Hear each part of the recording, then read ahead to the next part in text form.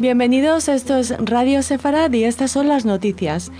Los titulares de hoy son: la Unión Europea pide a Israel proporcionalidad en el uso de la fuerza contra Hamás y los gazatíes. Aviones no tripulados israelíes atacaron un dispositivo de espionaje en el sur del Líbano. El Tribunal Supremo israelí suspende la expulsión de un estudiante estadounidense cuya entrada fue denegada por apoyar el boicot.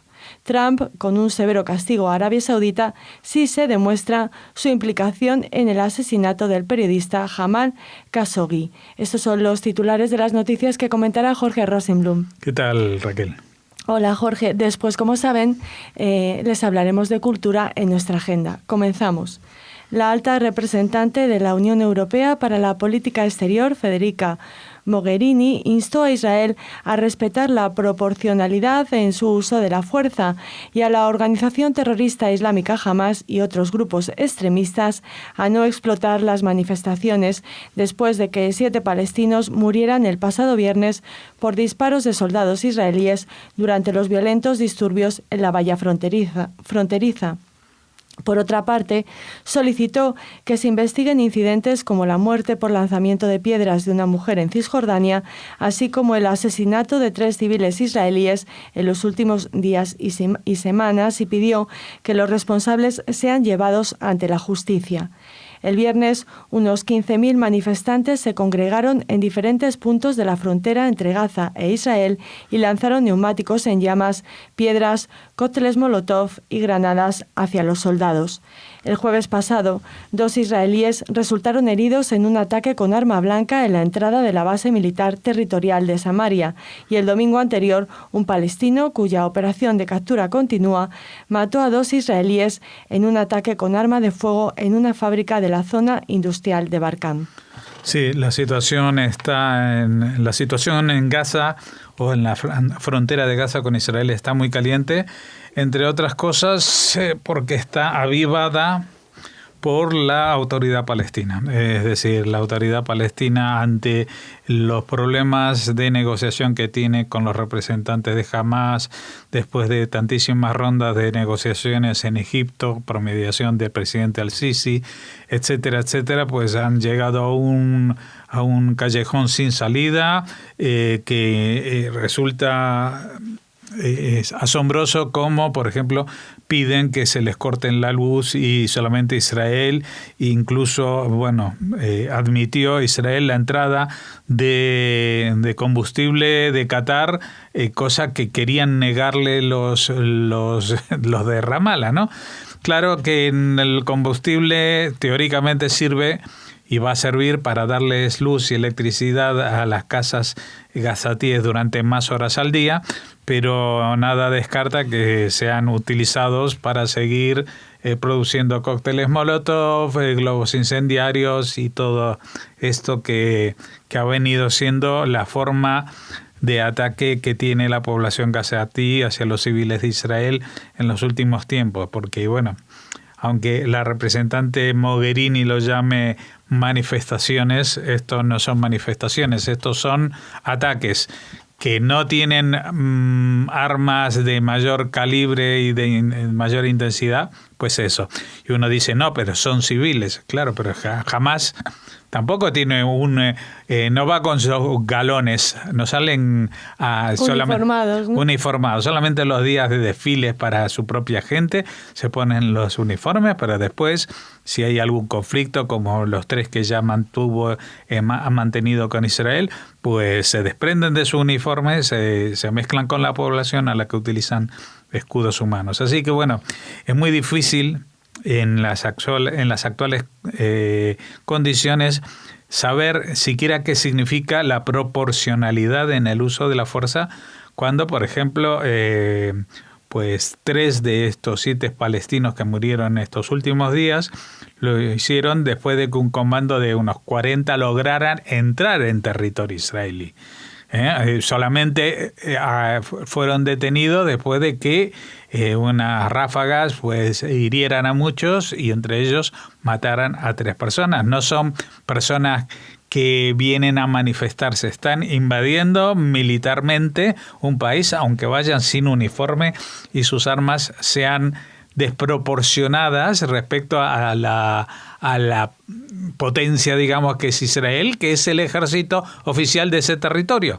No solamente el de que corresponde a Israel, sino también la Franja de Gaza está bajo administración israelí hasta que se decida su destino. Es decir, allí no hay israelíes, no hay judíos viviendo, pero lo que suceda con la Franja de Gaza es responsabilidad israelí hasta que se decida otra cosa. Así que bueno, la cosa se está poniendo muy caliente, entre otras cosas porque a Hamás, ante el contexto actual, pues no tiene ninguna otra salida sino buscar la guerra.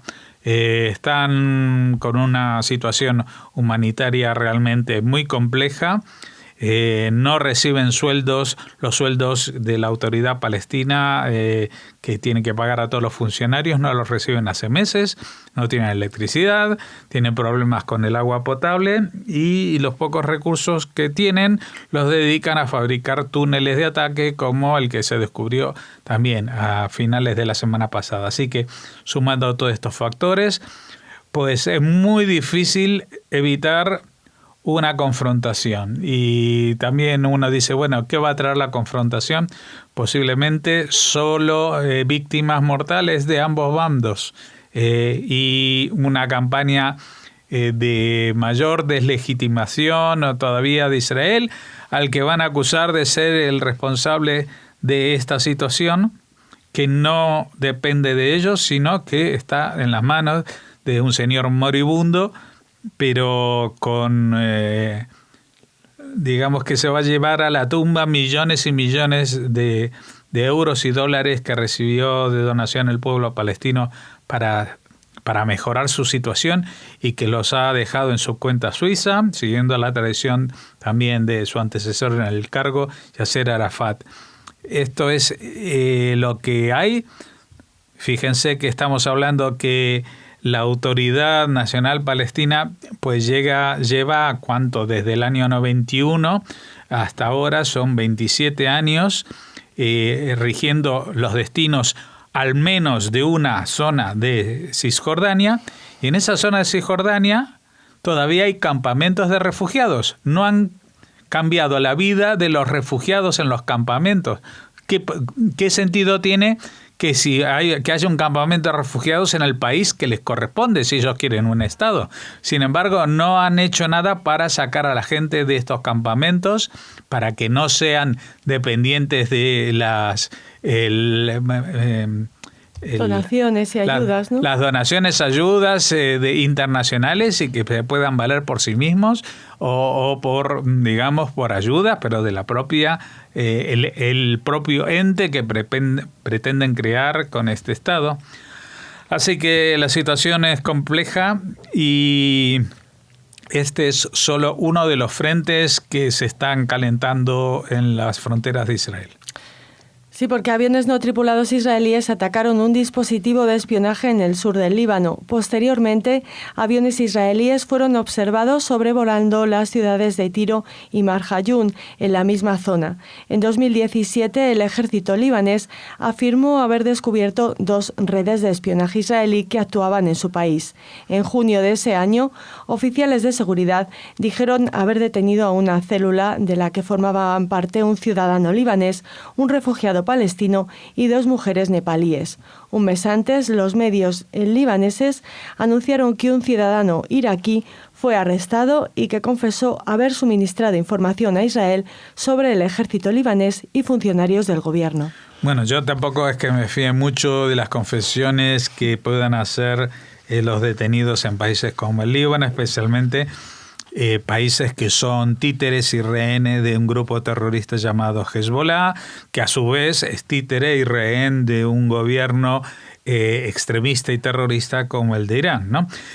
Ahora, ¿qué es lo que pasa con esta noticia? Esto es todavía un misterio, porque dicen que atacaron un dispositivo de espionaje. Ni siquiera se sabe si el espionaje era de los libaneses hacia Israel o de Israel hacia los libaneses, porque la verdad que no tiene mucho sentido en ninguno de los dos casos que hubiera un dispositivo de espionaje, porque desde el sur del Líbano, ¿qué es lo que podrían llegar a espiar los libaneses? Es muy difícil a la distancia hacerlo.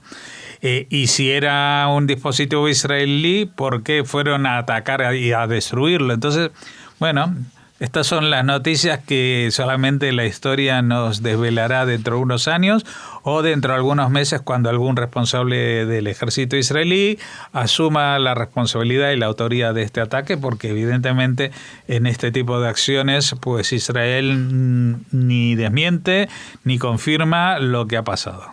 Seguimos en Israel. Su Tribunal Supremo suspendió la expulsión de una estudiante estadounidense cuya entrada a Israel fue denegada por apoyar el boicot, hasta resolver la apelación presentada por la joven, que lleva 12 días bloqueada en el aeropuerto Ben Gurión.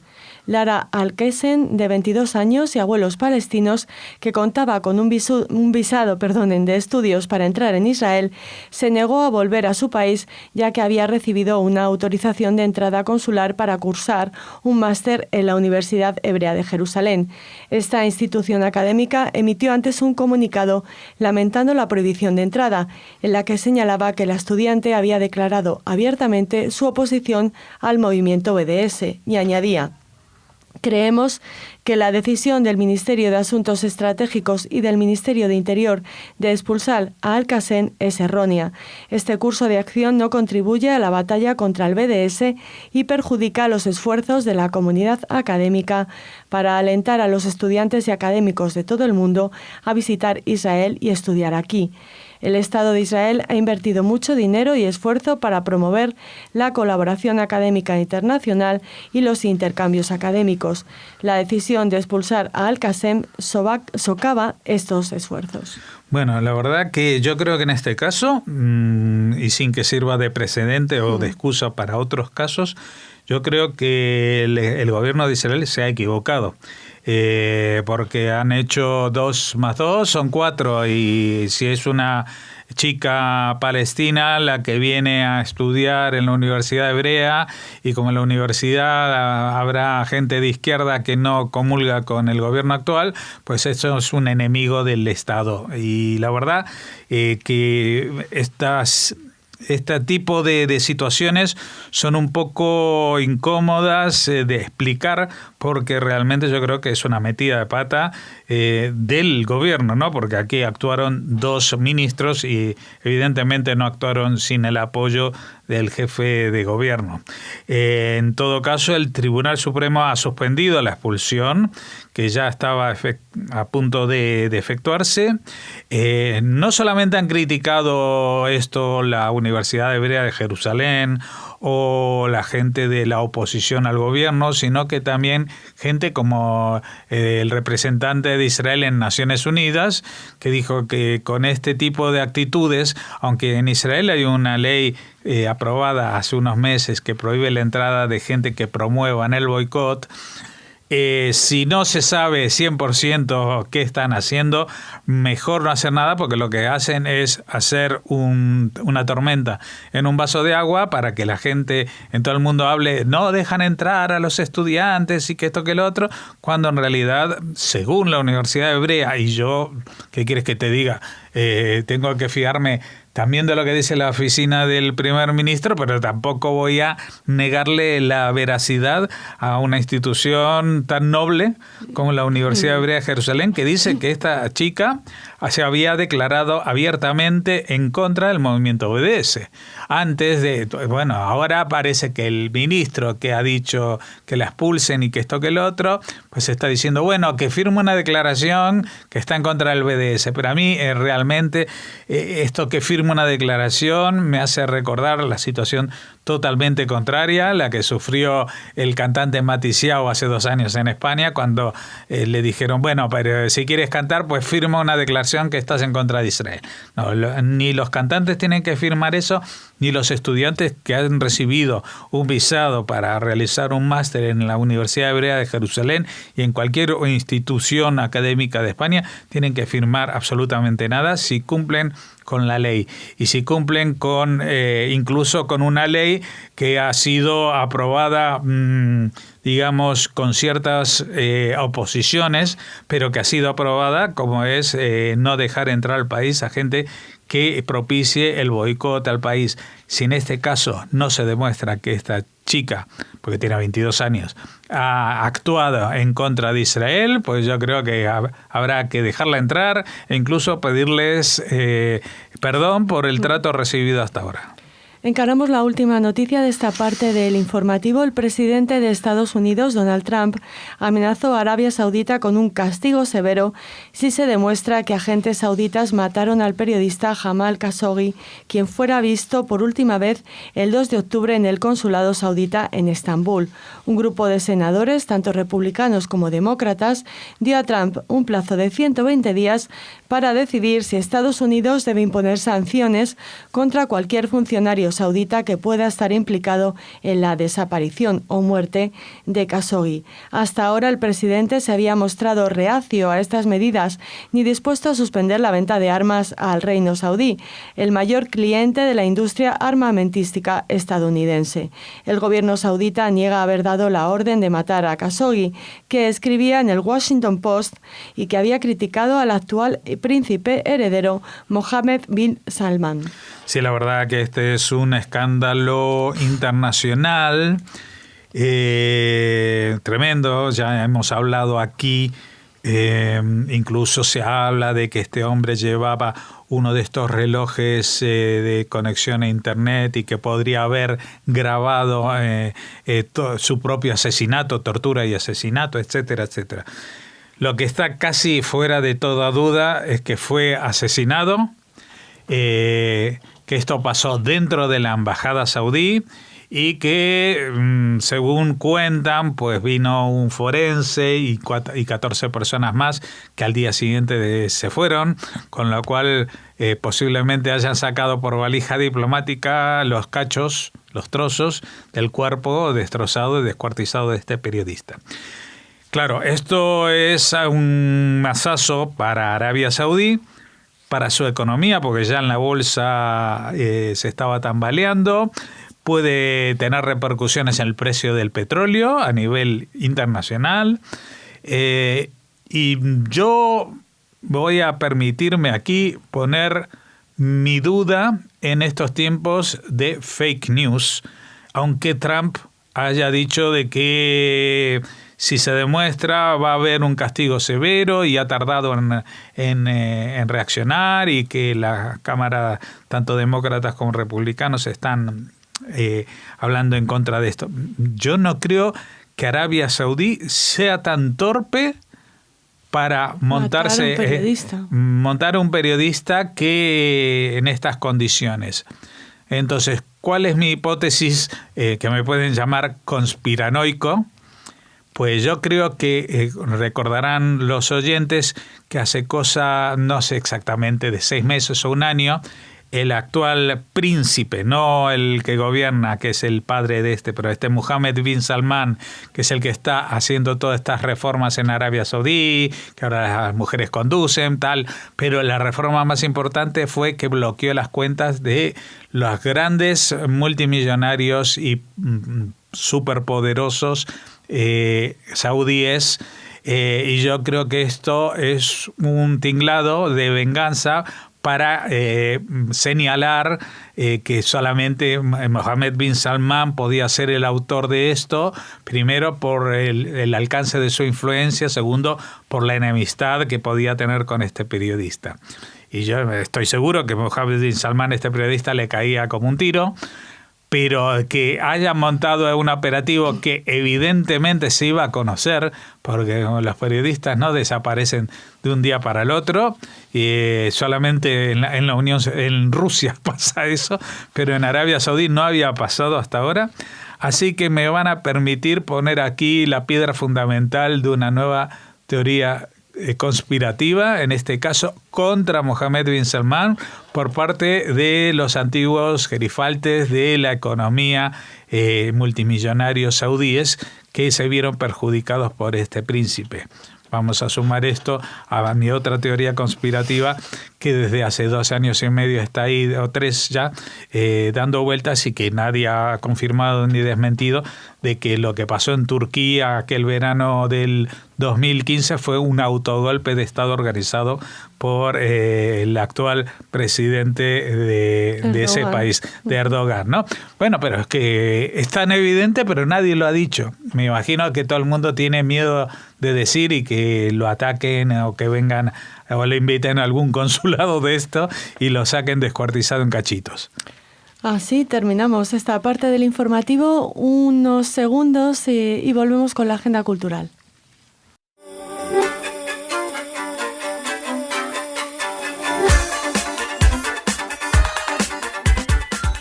Hemos vuelto, ya estamos aquí, como en Poltergeist que decían, ya están aquí. Bueno, espero que las noticias sean, no tienen nada de terrorífico. No. Aunque cada vez que digo, bueno, la noticia positiva, me cuentas un libro sobre el holocausto, no sé qué. No, hoy vamos un poquito más. ¿Hablamos de Shoah? ¿Sí ves? Sí. Pero bueno, no de una manera trágica, sino para rendir un homenaje otro a Ana Frank. Uh-huh. Y es que en este caso, el próximo 17 de octubre, a las 7 de la tarde... Ya. En el auditorio de la Fundación Canal, donde se está exponiendo Auschwitz... al lado de la exposición, que es un espacio que se llama Fundación Canal, que ahí se realizan este tipo de reuniones o presentaciones, ¿no? Sí, pues tendrá lugar un coloquio con la directora de colecciones de la Casa de Ana Frank en Ámsterdam, Teresien da Silva.